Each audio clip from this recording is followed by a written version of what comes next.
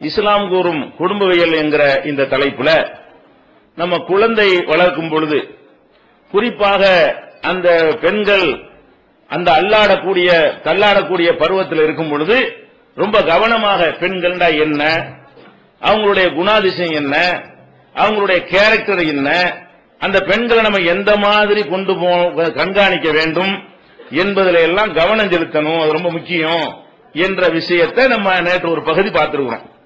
பொதுவாக நீங்கள் பெரிய ஆராய்ச்சியெல்லாம் வேண்டியதில்லை, நீங்க எல்லாருக்கும் தெரிஞ்ச உலகத்துக்கே தெரிஞ்ச ஒரு உண்மையை வைத்து இதை நீங்கள் புரிந்து கொள்ளலாம். அதாவது ஆணை பெண்ணை எடுத்துக்கொள்ளுங்கள். பெண்ணுடைய சுபாவம் எப்படி இருக்குது? ஒரு பொம்பளை பிள்ளைய ஒருத்தன் கல்யாணம் பண்ணி கொடுக்குறீங்க, கல்யாணம் பண்ணி கொடுத்தீங்கன்னு சொன்னா கல்யாணம் பண்ணதோட அவளுக்கு அப்பன் பெருசா தெரிய மாட்டேங்கிறான்.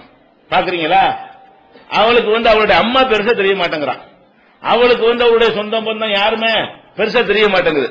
அவளுக்கு யாருதான் பெருசுன்னு தெரிகிறது? திருமணம் ஆன உடனே அந்த கணவன் தான் பெருசா தெரிகிறது. பெண்களை பொறுத்த வரைக்கும் அவங்களுடைய தன்மை எப்படி இருக்குன்னு கேட்டா, அவங்களுக்கு எப்ப நீங்க ஒரு கல்யாண வாழ்க்கை அமைத்து கொடுக்குறீங்களோ அதுக்கு பிறகு தாயை வெளியூர்ல இருந்தாங்கன்னா தாயை பார்க்க கூட மாட்டேங்கிறாங்க. நம்ம அம்மா போய் பார்த்துட்டு வருவோம், அத்தாவை போய் பார்த்துட்டு வருவோம் கூட என்ன செய்யாது, அப்படியே மறந்துடுறாங்க. யாரோ ஒருத்தர் மாதிரி போன்ல விசாரிச்சுக்கிறது மாதிரி அவ்வளவு இருக்குமே தவிர வேற பெரிய அளவுல என்ன செய்யாது, தாய் தந்தையோட எல்லாம் நெருக்கமெல்லாம் இருக்காது.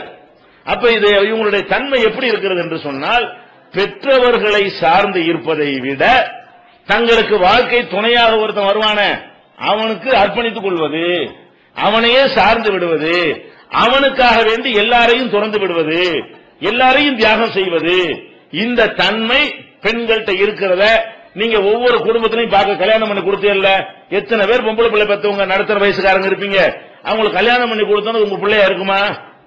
பேருக்கு பிள்ளைன்னு சொல்லிக்கலாமே தவிர அது என்னவாயிரும், அப்படியே எல்லாத்தையும் விட்டு போயிடும். நம்மளை பத்தி பெரிய அளவுக்கு என்ன செய்யாது, இதே வராது. இன்னும் சொல்ல போனா சில நேரங்கள்ல அவங்களுடைய கணவனை அவங்க வாப்பாவோ அம்மாவோ தப்பா பேசிட்டாங்கன்னா வாப்பாட்ட சண்டைக்கு வரும். எங்க என் புருஷன் நீ மரியாதை கொடுத்தியா, என் புருஷன் வரும்போது நீ ஒழுங்கா கவனிக்கல அப்படின்னு சொல்லிட்டு பொம்பளை என்ன பண்ண, அந்த கணவனுக்காக வேண்டி தாயை எதிர்க்கும், தகப்பனை எதிர்த்து நிற்கும், அண்ணன் தம்பிகளை எதிர்க்கும். உன் மூஞ்சில முழிக்க மாட்டேன், என்னுடைய கணவரை நீ சரியா மரியாதை கொடுக்காதனால நான் என்ன செய்ய முடியாது, உன் முகத்துல முழிக்க மாட்டேன்னு பெண்கள் சொல்றாங்களா? அப்ப இந்த பெண்களுடைய எல்லா பெண்களும் அப்படி இருக்கிறாங்களா இல்லையா? ஒன்னு ரெண்டா நான் சொல்ற மாதிரி இருக்கிறாங்க, அம்புட்டு பெண்கள் அப்படித்தான் இருக்கிறாங்க.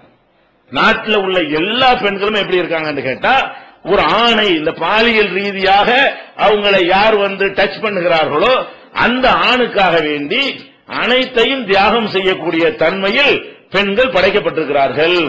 அது கல்யாணமா இருந்தா கல்யாணத்தில் செட்டில் ஆகி விடுவார்கள், வேற மாதிரி காதல் கர்மாந்தமா இருந்தாலும் செய்வாங்க, அதுல செட்டில் ஆகி விடுவார்கள். எதுவா இருந்தாலும் சரி, ஒரு ஆணோடு அவங்களுக்கு அந்த டச் ஏற்பட்டு விட்டது என்று சொன்னால் அவர்கள் மற்ற எல்லாத்தையும் நினைஞ்சிருவாங்க, இரண்டாவது மூன்றாவது நாலாவது இடத்தில் வைத்து விடுவார்களே தவிர முதல் இடம் யாருக்கு தான், அந்த கணவனுக்கோ விரும்பக்கூடிய ஒரு ஆணுக்கோ தான் அவர்கள் கொடுத்து விடுவார்கள்.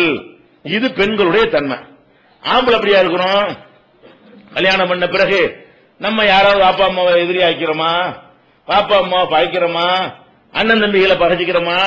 கல்யாணம் மனைவியை அன்பு வச்சிருந்தா கூட நம்ம தாயையும் கவனிக்கிறோம், தகப்பனையும் கவனிக்கிறோம், அவங்களோடவே சேர்ந்து இருக்கிறோம், அவங்களுக்கு நல்லது கெட்டதெல்லாம் பண்ணி கொள்கிறோம். அப்ப ஆம்பளையை பொறுத்த வரைக்கும் கல்யாணம் பண்ண காரணத்தினால மனைவியையும் நேசித்துக் கொண்டு அவன் குடும்பத்தையும் அதே மாதிரி நேசிக்கிறான். மனைவியை நேசிக்கிற கொஞ்சம் வித்தியாசம் இருந்தா கூட அது இது வேணான்னு தூக்கிறதுக்கு வரமாட்டான்.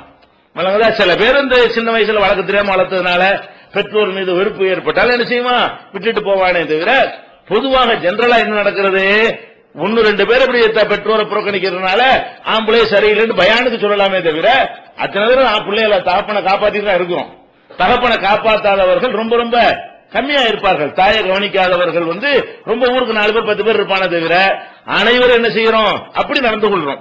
அப்ப நம்ம என்ன விளங்கணும், ஆண்களுக்கும் பெண்களுக்கும் அவங்களை நல்ல ப்ரோக்ராம் பண்ணிருக்கான்னு முதல் சொன்னோம்ல, இந்த ப்ரோக்ராம் அவங்களுக்கு பண்ணிருக்க விளங்குதா இல்லையா? எல்லா பொம்பளையும் ஒரே மாதிரி ப்ரோக்ராம். என்னது, ஒரு ஆணை சார்ந்தே நம்ம இருந்து விட வேண்டும். எந்த ஆண் மூலம் நமக்கு சுகம் கிடைக்கிறதோ அந்த ஒரு ஆண் தான் நமக்கு எல்லாமே, அனைத்து அவன் தான். அதுக்காக வேண்டி நம்ம யாரை வேண்டாலும் எதிர்ப்போம், யாரை வேண்டாலும் பகைக்குவோம். அப்ப அந்த மாதிரி தன்மை அவர்கள்ட்ட இருக்கிறது என்பதை இது பல்கலைக்கழகத்தில் போய் படிக்க வேண்டியதெல்லாம் கிடையாது, இது புஸ்தகங்களை படிச்சு தெரிஞ்சுக்கிற வேண்டிய விஷயம்லாம் கிடையாது. கொஞ்சம் மூளை இருந்தா போது அந்த உலகத்தை திரும்பி பார்த்தா போதும் தெரிஞ்சுக்கிறோம். நம்ம தெருவில் என்ன நடக்கிறது, நம்ம ஊர்ல என்ன நடக்கிறது, ஒவ்வொரு பொம்பளையும் எப்படி நடந்து கொண்டிருக்கிறாள் என்று தெரிந்து கொண்ட நம்ம தாயே எப்படி இருப்பா? நம்ம தாயை எடுத்துக்கிட்டீங்கன்னா அவங்க தாய் தந்தையரெல்லாம் விலகித்தான் நம்ம தாய் இருக்கிறா. உங்களுக்கு கல்யாணம் ஆகாத இளைஞரா இருந்தா கூட நீ யோசிச்சு பாக்க, எப்படி நம்ம அம்மா எப்படி இருக்கிறாங்க. நம்ம அம்மா அவங்க அம்மாவையும் அவங்க அத்தாவையும் சார்ந்துகிட்டு இருக்கிறாங்க. இப்படி நம்ம வாப்பா தான் எல்லாரும் வந்துடுறாங்கல்ல, அது நம்ம வீடுன்னு சொல்லிடுவாங்க. அது நம்ம வீடு இல்லைன்றாங்க. எப்படி ஆயிரம் அவங்களுடைய பெண்களுடைய தன்மை, இந்த புருஷன் வீட்டு தான் தன்னுடைய வீடுமாங்க. அது எங்க அம்மா வீடு, தான் வீடுன்னு சொல்ல மாட்டாங்க. எங்க அம்மா வீட்டுக்கு போறேன், எங்க வாப்பா வீட்டுக்கு போறேன் அப்படின்னு சொல்லுவாங்களே தவிர ஏன் வீடுன்னு எதை சொல்லுவாங்க? புகுந்த வீடு தான் என் வீடுமாங்க. என் வீடுன்னு சொல்றது எங்க வீடு, அது உங்க வீடுன்றுவாங்க. அப்படி அம்மா அப்பாட்ட பேசும்போது அப்படி பிரிச்சிருவாங்க. இது எதுக்கு நான் சொல்றேன் தெரியுமா? பெண்கள் என்னன்னு முதல்ல வழங்கிக் கொள்ளணும். பெண்கள் வழங்கிக் கொள்ளணும், ஆண்கள் வழங்கிக் கொள்ளணும்.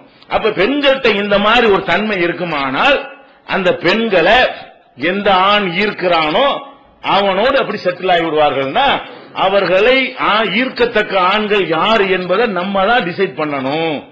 அவங்க கண்டவனையும் ஈர்க்கக்கூடியவர்களாக ஆயிடக்கூடாது. சரியான ஆளோட ஈர்த்துட்டாங்கன்னா ஒழுங்கா போயிடும் வாழ்க்கை. ஆனால் அவங்களுடைய அந்த வயசுல சரியானவர்களை ஈர்ப்பார்கள் என்று நாம சொல்ல முடியவில்லை. நாட்டில் நடக்கிற நடப்ப பார்த்தோம்னு சொன்னா அந்த மாதிரியான எந்த ஒரு தெளிவும் இல்லாத அந்த பருவத்தில் பெண்களுக்கு எவன் வலையை விரிக்கிறானோ, எவன் ஆசை வார்த்தை காட்டுகிறானோ, எவன் ஐசு வைக்கிறானோ, அவனுடைய எவன் புகழ்கிறானோ, எவன் அவங்களுடைய அழகை வர்ணிக்கிறானோ, அவன் எவனை எப்படிப்பட்டவனா இருந்தாலும் சரி அவன் தான் சரின்னு சொல்லி அவனுக்கு பின்னாடி போவதற்கு பெண்கள் சுபாவத்தின் காரணமாகவே தயாராகி விடுவார்கள். அதான் அவருடைய சுபாவம். இது என்ன, அது நல்லது. ஒரு வகைக்கு எல்லாம் படிச்சிருக்கான். கணவன் மனைவின்னு செட்டில் ஆகி வாழ்வது நல்லதுக்காக எல்லாம் படிச்சிருக்கிறான். கெட்டதுக்கு போனா நாசமா போயிடும். நல்லதுல பிடிவாதமா இருந்தால் நன்மை தரும், கெட்டதுல பிடிவாதமா இருந்தா கேடு தந்துடும். அவங்களுடைய இந்த தன்மை கெட்டது கிடையாது. அது எப்படிப்பட்டதா இருக்கானே, தேர்ந்தெடுக்கிற ஆம்பளை நல்லவனா இருந்து அவன் ஒரு ஒழுங்கான மாப்பிள்ளையா இருந்து அவனுக்கு கல்யாணம் பண்ணி அப்படி போனால் அவர்கள் இந்த பெண்கள் தியாகம் பண்ணி போவது குடும்பத்துக்கு நன்மை தந்துடும்.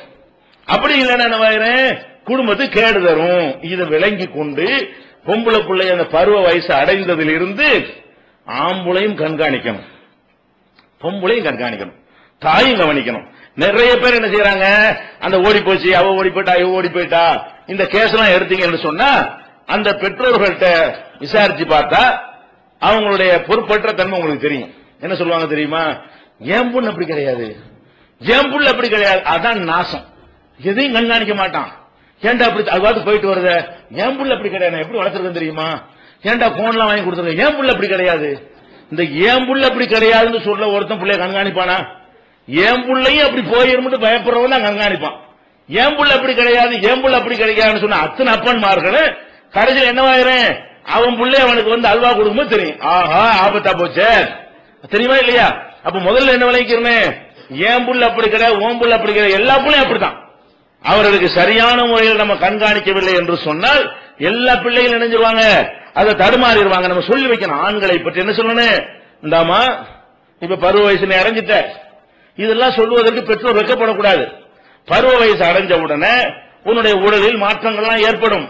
அப்ப இந்த மாதிரியான ஆண்கள் இந்த மாதிரியா நம்மளை ஏமாத்தி அவங்க வர்ணனை செய்து இந்த மாதிரி கவர் பண்ணக்கூடிய திட்டங்கள்லாம் போடுவார்கள். அவர்கள் ஒரு காலத்தோடு நம்ம நினைஞ்சுவான், கைவிட்டு போயிடுவான். கெட்டவர்கள் தான் நம்ம அலைவார்கள். இதுல நீ கவனமா இருந்து கொள்ள வேண்டும், இதுல ஏமாந்துடக்கூடாது என்கிற அறிவுரையும் அந்த பெண் குழந்தைகளுக்கு சொல்லிக் கொடுப்பதோடு நம்ம என்ன செய்யணும்னு கேட்டா அவங்கள கண்காணித்துக் கொண்டே இருக்கணும். கண்காணிக்கிறது எந்த அளவுக்கு இன்னைக்கு கண்காணிக்கலன்னா, போய் இஸ்லாத்தை விட்டுட்டே போய் ஆலிமாக்கு படித்த சில பெண்கள் கூட போய் கோயில்ல தாலி கட்டுற சம்பவம்லாம் நடக்குது. என்ன காரணம்? அந்த ஒரே காரணம். என்ன காரணம்? ஒருத்தனை விரும்பி விட்டால் அவனுக்காக வேண்டி பாப்பா அம்மா மட்டுமல்ல அல்லாவையும் தியாகம் செய்யறடி. பாப்பா அம்மாவையும் தியாகம் செய்வார்கள். எதையும் தியாகம் செஞ்சிருவாங்க? இஸ்லாத்தையும் மறுமையும் அல்லாவையும் தீனையும் அனைத்தையும் தியாகம் செய்வதற்கு அவங்களுக்கு ஃபர்ஸ்ட் இதுதான் அவங்களுடைய தன்மையிலே என்ன கொடுக்கப்பட்டிருக்கிறது. முதல் விஷயம் அவர்கள் விரும்பக்கூடிய ஒரு ஆண் தான் எல்லாம், அவன் தான் முதல்ல எங்களுக்கு என்கிற ஒரு தன்மை அவர்கிட்ட இருக்கிற காரணத்தினால இஸ்லாத்தை விட்டே போற ஒரு காட்சியை நீங்க பாக்குறீங்க. இதுல இந்த விஷயத்துல தெளிவா நான் சொல்றேன், இதுக்கு அடிப்படையா நம்ம இந்த காலத்துல அதிகமா இருப்பதற்கு காரணம் முக்கியமா செல்போன். முக்கியமான காரணம் என்னது? இந்த செல்போன் பொம்பளை பிள்ளைகளுக்கு செல்போனை வாங்கி கொடுக்குறீங்க. வீட்டுல போன் இருக்குது, வீட்டுல தொடர்பு கொண்டுக்கலாம். செல்போன்ங்கிறது என்ன? செல்போன்ங்கிறதும் சரிதான், ஒரு அந்நிய ஆணும் பெண்ணும் தனித்து ஒரு ரூம்ல உட்கார்ந்து பேசுறது ரெண்டு ஒண்ணுதான்.